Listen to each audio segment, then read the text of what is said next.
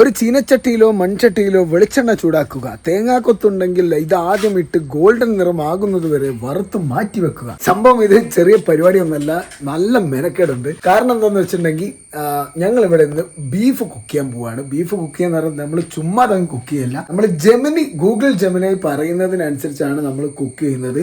ഞാൻ ഇന്ന് രാവിലെ നമുക്കിവിടെ കറി വെക്കാനും ആവശ്യങ്ങൾക്കും ആയിട്ട് മീനും ചിക്കനും എന്തെങ്കിലും കൊണ്ടോന്ന് പോയി നോക്കുമ്പോൾ ചിക്കൻ കട തുറന്നിട്ടില്ല, മീൻ എനിക്ക് കിട്ടിയിട്ടില്ല. അങ്ങനെയാണ് നമ്മൾ ഇന്ന് ബീഫ് കുക്ക് ചെയ്താലോ എന്നുള്ളൊരു ഇതിലേക്ക് എത്തിയത്. ഇത് ഇത്ര പ്രത്യേകമായി പറയുന്നത് എന്തുകൊണ്ടാന്ന് വെച്ചിട്ടുണ്ടെങ്കിൽ ഞങ്ങൾ ഈ വീട്ടിൽ 6 മെമ്പേഴ്സാണ് മൊത്തത്തിലുള്ളത്.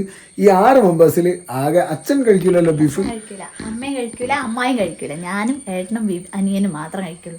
ഇപ്പം അനിയനാണെങ്കിൽ ഇവിടെ അല്ല, അനിയൻ കടമ്പയിലൊരു റിസോർട്ടിലെ ജോലിക്ക് വേണ്ടി കയറിയതാണ്. പിന്നെയുള്ള കഴിക്കുന്ന രണ്ടുപേരും എന്ന് പറയുന്നത് ഞാനും ഇവളുമാണ്. പക്ഷെ വിഷയം എന്താന്ന് വെച്ചിട്ടുണ്ടെങ്കിൽ ഇത് എങ്ങനെ കുക്ക് ചെയ്യണം എന്നുള്ളത് ഞങ്ങൾക്ക് രണ്ടുപേർക്കും അറിയില്ല. അപ്പം സാധാരണ ഇപ്പൊ ഇവിടെ എന്താ പറയാ, ഈ അമ്മയും അച്ഛനൊന്നും കഴിക്കാത്തത് കൊണ്ട് ഞങ്ങളാണെങ്കിൽ ബീഫ് അങ്ങനെ വാങ്ങാറുമില്ല. പിന്നെ ഞങ്ങൾ അതുകൊണ്ട് തന്നെ കുക്ക് ചെയ്യേണ്ട ആവശ്യം ഇതുവരെ വന്നിട്ടില്ല. അപ്പൊ ഞങ്ങൾ ഇന്ന് ഒരു 400 ഗ്രാം ബീഫ് വാങ്ങിയിട്ട് അത് ജെമിനി പറയുന്ന പോലെ കുക്ക് ചെയ്തിട്ട് എങ്ങനെയുണ്ട് ടേസ്റ്റ് എന്ന് അറിയാൻ വേണ്ടി പോവാണ് ഗൈസ്. ഇപ്പൊ ജെമിനിനോട് ഞാൻ ചോദിച്ച സമയത്ത് ആവശ്യമായ സാധനങ്ങൾ: ബീഫ് 400 ഗ്രാമിന്, സവാള 3 വലുത്, തക്കാളി 2 മീഡിയം, ഇഞ്ചി വെളുത്തുള്ളി പേസ്റ്റ് 1.5 ടേബിൾ സ്പൂൺ, പച്ചമുളക് 3-4 പച്ചമുളക് എവിടെ? അപ്പൊ പച്ചമുളക് 4. എന്റെ അമ്മേ, ഈ ഇത്രയും വലിയ പച്ചമുളകോ? ഒരു 3-4 പറഞ്ഞത്. തൽക്കാലം നമുക്ക് 3 എടുക്കാം, ഇത്ര വലുതായ സ്ഥിതിക്ക്. കറിവേപ്പില 2 തണ്ട്, വെളിച്ചെണ്ണ 2-3 ടേബിൾ സ്പൂൺ. ഓക്കെ, അപ്പൊ കറിവേപ്പില നമുക്ക് എടുത്തുകൊണ്ടുവരാം. അപ്പൊ ബാക്കിയുള്ള എല്ലാ സാധനങ്ങളും നമ്മൾ അവിടെ സെറ്റാക്കിയിട്ടുണ്ട്. ഉള്ളി, തക്കാളി, ഇഞ്ചി, പച്ചമുളക് ഒക്കെ സെറ്റാക്കിയിട്ടുണ്ട്. ഇനി കറിവേപ്പില കേസ് എന്ന് പറയുമ്പോൾ കറിവേപ്പില നമുക്കിവിടെ വീട്ടിലുണ്ടാക്കിയതുണ്ട്. സോ അവിടുന്ന് പറിച്ചെടുക്കാം. ഈ കാണുന്ന ഏതോ ഒരു ചട്ടിയിൽ കറിവേപ്പിലയുണ്ട്. അത് എവിടെയാണാവോ? കിടക്കുന്നു അവിടെ ഉണ്ടെന്ന് തോന്നുന്നു. ഒരു മിനിറ്റ്, ഇതേ വലിയൊരു ചട്ടിയാ. 2 അല്ലി നമ്മൾ പറിച്ചെടുത്തു. ഏതാ സ്മെല്ല് എന്നറിയോ? ഇപ്പൊ നമ്മൾ ആവശ്യമായ സാധനങ്ങൾ കംപ്ലീറ്റ് ടേബിളിൽ സെറ്റാക്കി വെച്ചിട്ടുണ്ട്. ഇഞ്ചി വെളുത്തുള്ളി പച്ചമുളക് ഇവിടെ, ഇഞ്ചി വെളുത്തുള്ളി, അതുപോലെ തന്നെ കറിവേപ്പില, ഉള്ളി, തക്കാളി മുതലായവ എടുത്തു വെച്ചിട്ടുണ്ട്. ഇനി ജെമിനി പറയുന്നത് എന്താന്ന് വെച്ചിട്ടുണ്ടെങ്കിൽ ആദ്യം നമുക്ക് ബീഫ് വേവിച്ചെടുക്കാനാണ്. ആദ്യം കഴുകി വൃത്തിയാക്കിയ ബീഫിലേക്ക് 1/2 ടീസ്പൂൺ മഞ്ഞൾപ്പൊടി എടുക്കുക. കഴുകി വൃത്തിയാക്കിയ ബീഫ് എടുക്കുക ആദ്യം. അപ്പൊ ആദ്യം കഴുകി വൃത്തിയാക്കിയ ബീഫ് എടുത്ത് നേരെ കുക്കറിലേക്ക് ഇടുന്നു. അത് കഴിഞ്ഞ ശേഷം പറയുന്നത് എന്താന്ന് വെച്ചിട്ടുണ്ടെങ്കിൽ അതിലേക്ക് 1/2 ടീസ്പൂൺ മഞ്ഞൾപ്പൊടി. 1/2 ടീസ്പൂൺ മഞ്ഞൾപ്പൊടി ഇടാനാണ് പറഞ്ഞത്. 1/2 ടീസ്പൂൺ എന്ന് പറഞ്ഞാൽ അത്രയും ഉണ്ടാവും. ഈ ടീസ്പൂണിന്റെ അർത്ഥം എന്താ? ഇതാണോ ടീസ്പൂൺ? അതായത് ടേബിൾ സ്പൂണും ടീസ്പൂണും ഉണ്ട്, രണ്ടും അറിയോ എനിക്ക്? എന്നാ എന്തായാലും ആ സ്പൂണിന്റെ 1/2 ഇട്, ബാക്കി വരുന്നോടത്ത് വെച്ച് നോക്കാം. ഓക്കെ. പിന്നെ പറഞ്ഞ എന്താണെന്നറിയോ? 1/2 ടീസ്പൂൺ മുളക് പൊടി. 1/2. ഇപ്പൊ മഞ്ഞൾപ്പൊടി ഇട്ട് അത്ര തന്നെ മുളക് പൊടി. മതി, കുറച്ച് ഇരുന്നോട്ടെ. ഓക്കെ. പിന്നെ 1/2 ടീസ്പൂൺ മല്ലിപ്പൊടി. മല്ലിപ്പൊടി 1/2 ടീസ്പൂൺ. ഓക്കെ, മല്ലിപ്പൊടി ഗോൺ. നെക്സ്റ്റ് എന്ന് പറയുന്നത് 1/2 ടീസ്പൂൺ ഇഞ്ചി വെളുത്തുള്ളി പേസ്റ്റ്, ആവശ്യത്തിന് ഉപ്പ്, 1 തണ്ട് കറിവേപ്പില. അപ്പൊ ഇഞ്ചി വെളുത്തുള്ളി ചതച്ചോ?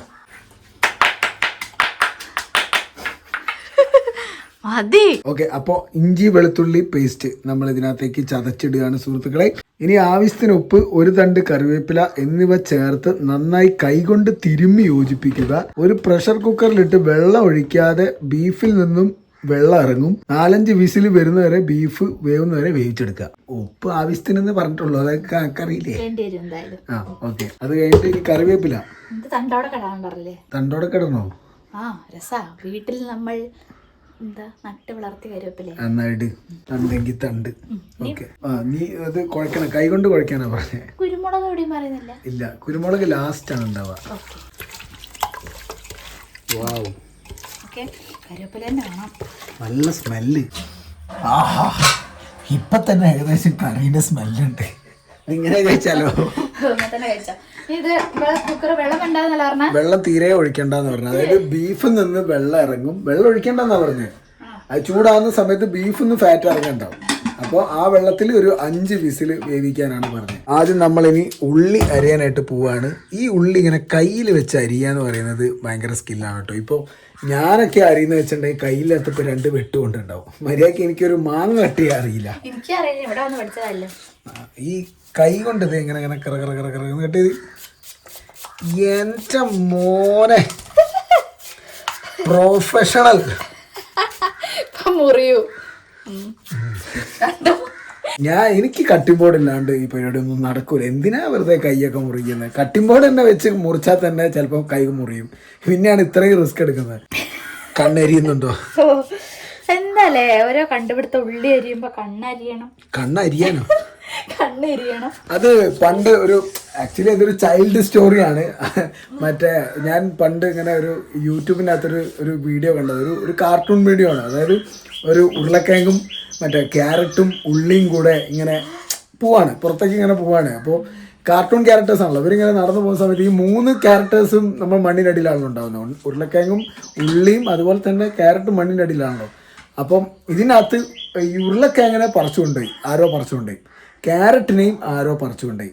അപ്പോൾ ഈ ഉള്ളി പ്രാർത്ഥിക്കുകയാണ്, ഇനി ഇവർ രണ്ടാളുടെ അവസ്ഥ എന്താണെന്നറിയില്ല, കഷ്ണം മുറിച്ച് കറിയിലേക്ക് ഇട്ട് വേവിക്കുകയാണെന്നൊക്കെയാണ് കേട്ടതെന്നുള്ള. അപ്പോൾ ഉള്ളിക്ക് വരം കൊടുത്തതാണ് എന്ത്? ഉള്ളിയുടെ പ്രാർത്ഥന ദൈവം കേട്ടു. ഉള്ളിക്ക് വരം കൊടുത്തതാണ് എന്ത്?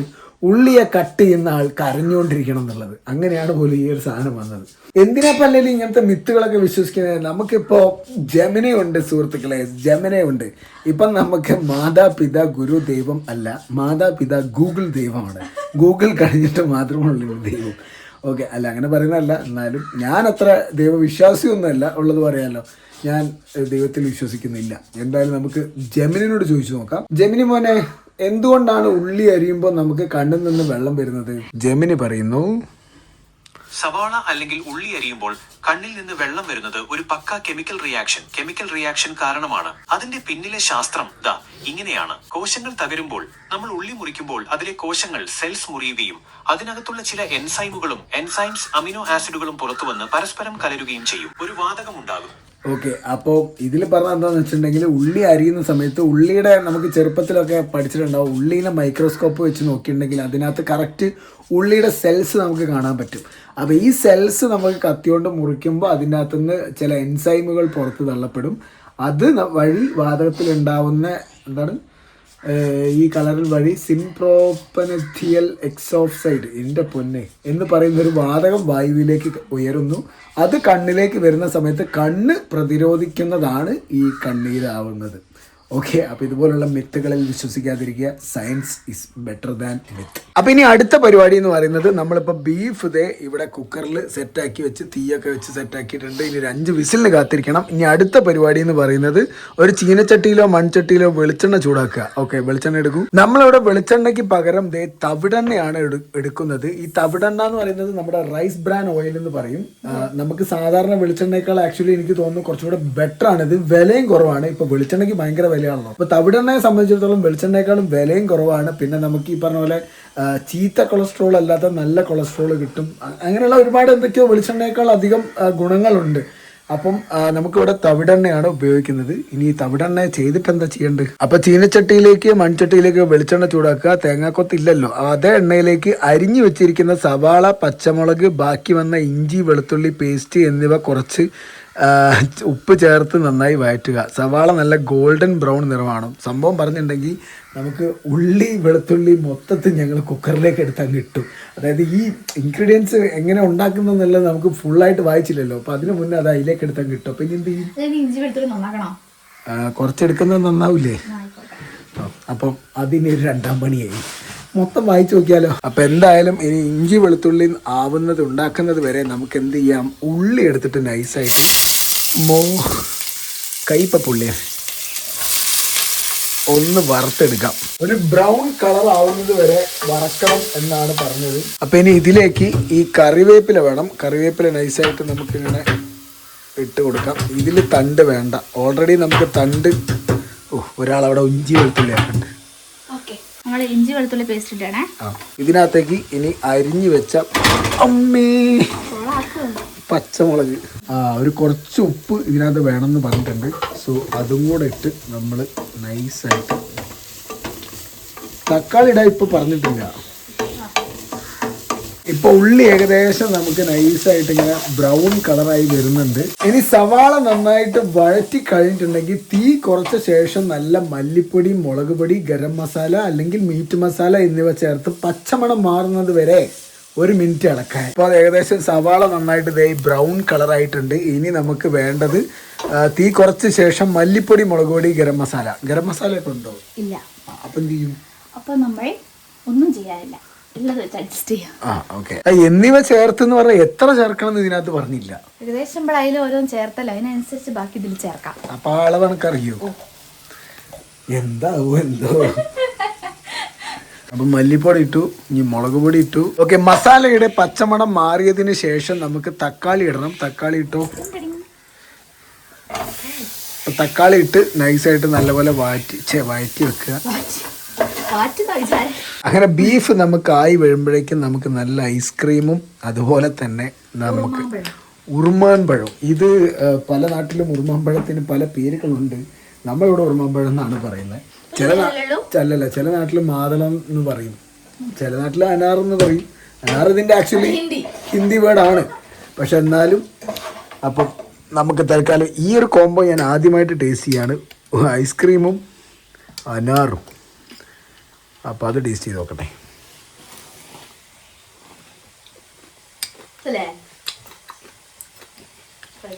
കുഴപ്പമില്ല. ഈ ഉള്ളി മുറിച്ച കത്തി കൊണ്ടാണോ ഈ അനാറ് മുറിച്ച്? അല്ല, കത്തി രണ്ടുപേടല്ലേ, ഞാൻ കൈകൊണ്ട് മുറിച്ച ഉള്ളി ടേസ്റ്റ്. സംഭവം നമ്മളില്ലേ ഒരു 10-25 മിനിറ്റ് ആയിട്ട് കുക്കറിനെ ശ്രദ്ധിച്ചുകൊണ്ടിരിക്കുകയാണ്. ഇതുവരെ ഒറ്റ വിസിൽ പോലും വന്നിട്ടില്ല. നമ്മളാണെങ്കിൽ ബീഫ് ഇറക്കി വെക്കുന്ന സമയത്ത്, ബീഫ് കുക്കറിൽ ഇടുന്ന സമയത്ത് ഒരു തുള്ളി പോലും വെള്ളം ഒഴിച്ചിട്ടില്ല. അങ്ങനെ ജെമിനി പറഞ്ഞ് വെള്ളം ഒഴിക്കണ്ട. അല്ല, കറക്റ്റ് സംഭവം. ജെമിനിനെ കുറ്റം പറയാൻ ഒരിക്കലും പറ്റൂല. സംഭവം വിഷയം എന്താണെന്ന് വെച്ച് കഴിഞ്ഞാൽ ഒരു 10-20 മിനിറ്റ് ആയിട്ടും ഈ സാധനത്തിൽ ഈ പറഞ്ഞ പോലെ ഇത് വരുന്നില്ല, വിസിൽ വരുന്നില്ല. സംഭവം എന്താന്ന് വെച്ചിട്ടുണ്ടെങ്കിൽ ഈ പ്രഷർ കുക്കറിന് ഈ മറ്റേ വാഷറിന് ചെറിയൊരു പ്രോബ്ലം ഉണ്ടായിരുന്നു. ഇതൊന്ന് ഞങ്ങൾ അത് കഴിഞ്ഞ ശേഷം ഞങ്ങൾ ജസ്റ്റ് ഒന്ന് തുറന്നു നോക്കിയിട്ട് തുറന്ന് കാണിച്ച്. അങ്ങനെ ഇതിൻ്റെ അവസ്ഥ ഇതാണ് സുഹൃത്തുക്കളെ. 1 മിനിറ്റ്, ഫ്ലാഷ് ലൈറ്റ് ഓൺ ആക്കട്ടെ. ദേ ഇങ്ങോട്ട് നോക്കൂ, കരിഞ്ഞു പോയി ഗൈസ്. എല്ലാം കൂടെ കരിഞ്ഞത്. ഈ ബീഫിൻ്റെ ഒക്കെ അവസ്ഥ നോക്കിയാട്ടെ. My God. പക്ഷേ ഉണ്ടല്ലോ, ഇത് ഞാൻ നൈസായിട്ട് ടേസ്റ്റ് ചെയ്ത് നോക്കിയിട്ടുണ്ടായിരുന്നു. നല്ലോണം വെന്തിട്ടൊക്കെ ഉണ്ട്. അത്രയും നേരമായില്ലേ ഇതിന്റെ ഉള്ളിൽ കിടന്ന കരിയല്ലേ. ഞാൻ വേട്ടെ മസാല കൂട്ടൊക്കെ കൃത്യമാക്കി വെച്ചിട്ടുണ്ട്. എൻ്റെ ഉപ്പ് കുറച്ച് പൊടിക്ക് കൂടി ആ കറിയിൽ വരുമ്പോൾ സെറ്റ് ആവും. ഞാനിനിപ്പോ എന്താ ചെയ്യാൻ പോകുന്നതെന്ന് വെച്ചാൽ ഈ കരിയുള്ള ഭാഗം മാത്രം നമ്മൾ റിമൂവ് ചെയ്യും, ഒഴിവാക്കും. എന്നിട്ട് കറി വെക്കൂ. മസാലക്കൂട്ടൊക്കെ കിട്ടില്ല. ഇത് ഇങ്ങനെ തന്നെ കഴിക്കാൻ നല്ല ടേസ്റ്റ് ഉണ്ടാ. ഇത് ഞങ്ങള് ഇങ്ങനെ ഇങ്ങനെ ഇങ്ങനെ അങ്ങോട്ട് പൂക്കുക. നല്ലോണം കരിഞ്ഞു പോയി. ശ്രദ്ധിച്ചില്ല, അപ്പോഴേക്ക് ഐസ്ക്രീമിന് പോയി. ശരിക്കും പറയാനല്ലോ ബീഫ് ഏറ്റവും ഹെൽത്തി ആയിട്ട് കഴിക്കാൻ പറ്റിയ അവസ്ഥ കേട്ടോ. കറക്റ്റ് ഇങ്ങനെ, അതായത് ഇതിനകത്ത് ഓയിലില്ല, അങ്ങനത്തെ അധികമായിട്ടുള്ള ഒരു സംഭവമില്ല. ജസ്റ്റ് മസാല, അതും മിനിമൽ മസാല പ്ലസ് ബീഫ്. അടിപൊളി.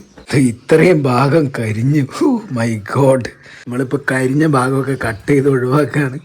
കുക്കറിൻ്റെ അവസ്ഥ ഒക്കെ ഇങ്ങനെ കരിഞ്ഞു പോയല്ലോ, അപ്പോഴേക്ക് ഐസ്ക്രീമിന് പോയി. അതാണ് പറ്റിച്ച്. ഇനിയിപ്പോ അടുത്ത പരിപാടി ചെയ്യാനുള്ളത് എന്താണെന്ന് വെച്ചിട്ടുണ്ടെങ്കിൽ ഇപ്പൊ കരിഞ്ഞ ഭാഗം മൊത്തത്തിൽ കട്ട് ചെയ്ത് മാറ്റി വെച്ചിട്ടുണ്ട്. ഇനി അടുത്തത് ചെയ്യാനുള്ളത് നമ്മൾ നേരത്തെ വെച്ച ഗ്രേവി സംഭവത്തിലേക്ക്, അത് ഗ്രേവി അല്ല ഇപ്പോൾ, അതിനകത്തേക്ക് നമ്മളിപ്പോൾ ഈ മുറിച്ച് മാറ്റി വെച്ച ബീഫ് പീസുകൾ നൈസായിട്ട് അങ്ങോട്ട് ഒഴിക്കുക. എന്നിട്ട് ഇതൊന്ന് ഇതിനകത്തേക്ക് വഴറ്റിയെടുക്കാം.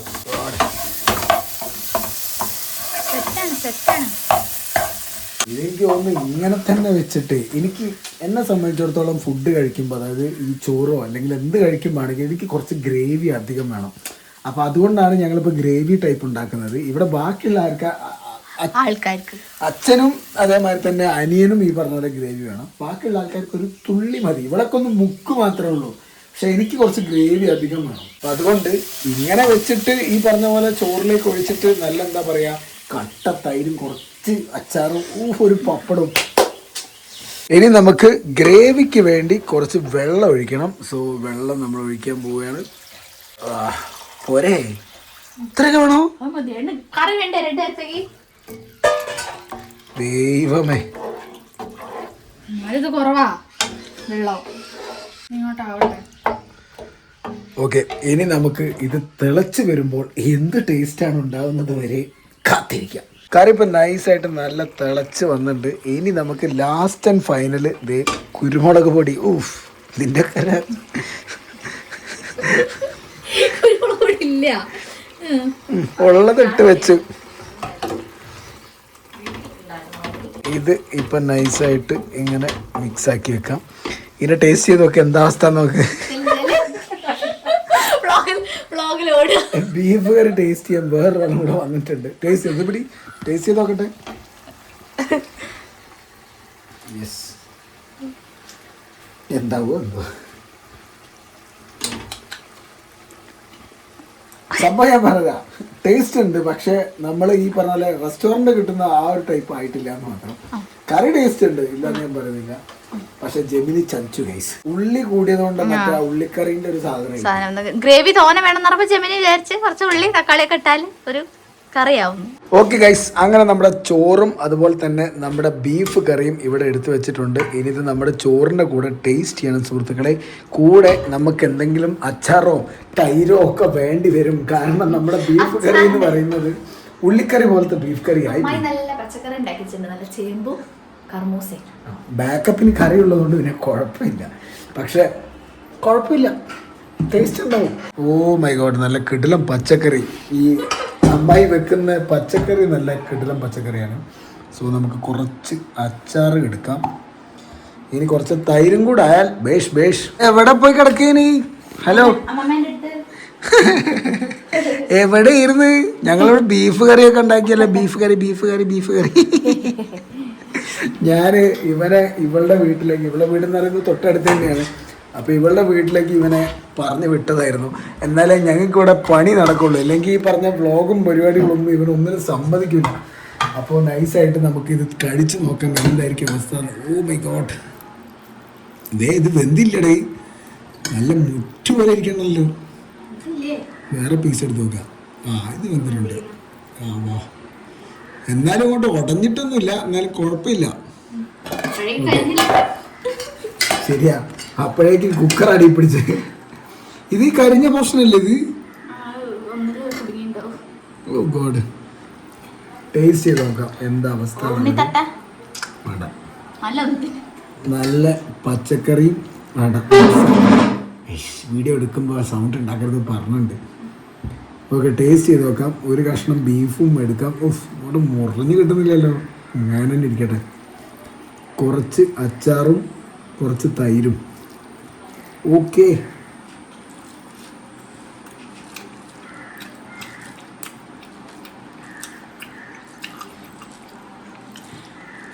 കുഴപ്പമൊന്നുമില്ല. പക്ഷെ ഇത് നോക്ക്, ഉള്ളിയാണ് കൂടിപ്പോയത്. ബീഫിനല്ല, ചോറും കൂട്ടി തിന്നാക്ക്.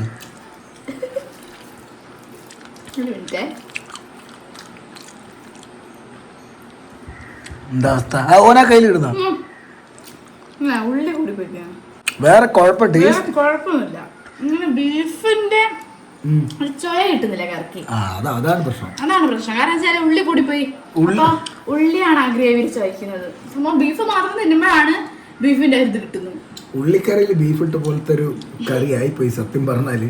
പക്ഷെ ടേസ്റ്റ് ഉണ്ട്, പക്ഷെ ബീഫ് കറിയുടെ ടേസ്റ്റ് ഇല്ല എന്ന് മാത്രം.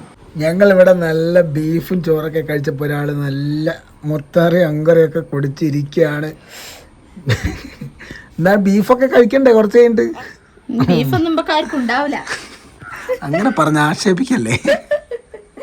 സംഭവം പറഞ്ഞിട്ടുണ്ടെങ്കിൽ കുഴപ്പമില്ലേനും, പക്ഷെ ഒരു 5% കൂടെ എന്തായാലും വേവാനുണ്ടായിരുന്നു. കടിച്ചിട്ട് വരുന്നില്ല, ഇങ്ങനെ പല്ലൊക്കെ തെറിച്ച് പോവാ റബ്ബർ മാതിരി. ഞാൻ 2 നേരം അത് ഞാനിപ്പോൾ സത്യം പറഞ്ഞാൽ അത് ഇവക്കിപ്പോൾ കുറച്ച് മതി. എനിക്കിപ്പോൾ ഞാനിപ്പോൾ വർക്കിന് പോകുന്നതുകൊണ്ട് ഉച്ചയ്ക്കും ഞാനിപ്പോൾ കുറച്ച് അതിൽ പൊതിഞ്ഞെടുക്കും. വർക്കിന് പോകുന്ന സമയത്ത് അവിടുന്ന് വൈകുന്നേരം തിന്നാനായിട്ട്. ഞാനങ്ങനെ ലേറ്റ് നൈറ്റിൽ ഓവർ ലേറ്റായിട്ട് ഞാൻ ഫുഡ് കഴിക്കാറില്ല. ഞാൻ കഴിക്കുകയാണെന്നുണ്ടെങ്കിൽ ഒരു 7 മണി 6 മണിൻ്റെ ഉള്ളിൽ കഴിച്ചിട്ട് അങ്ങ് നിർത്തും പരിപാടി. അറിയാമല്ലോ, തടി കുറയ്ക്കുന്ന പരിപാടിക്കൊക്കെ ഏറ്റവും ഉപകാരപ്രദമായിട്ടുള്ളൊരു വഴിയാണത്. അപ്പം അതുകൊണ്ട് ഞാൻ കുറച്ച് പൊതിഞ്ഞങ്ങെടുക്കും. അതിനുവേണ്ടിയാണ് നമ്മളിപ്പോൾ ഉണ്ടാക്കിയത്. അപ്പം കുഴപ്പമില്ല, വലിയ കുഴപ്പമൊന്നുമില്ല. പക്ഷെ എന്നാലും ഉള്ളി പണി പറ്റിച്ച്. നമ്മള് ഉള്ളിയൊക്കെ ഒഴിവാക്കി ബീഫ് വരട്ടും. ഇനി കുരുമുളക് മാത്രം ഇട്ടിട്ട് അങ്ങനെ ഉണ്ട്. അച്ഛൻ വെക്കാണ്ട് കുരുമുളക് മാത്രം ഇട്ട് 2 പച്ചമുളക് മുറിച്ചിട്ടിട്ട് അച്ഛൻ വരട്ടും. ഓക്കെ ഓക്കെ സമ്മതിച്ചിരിക്കുന്നു. ഓക്കെ ഗൈസ്, അപ്പോൾ ഇന്നത്തെ വീഡിയോ ഇവിടെ വൈൻഡപ്പ് ചെയ്യാണ്. ഞങ്ങൾ മറ്റൊരു വീഡിയോയുമായി വീണ്ടും വരുന്നതാണ്. അപ്പോൾ see you there. Bye bye bye bye by.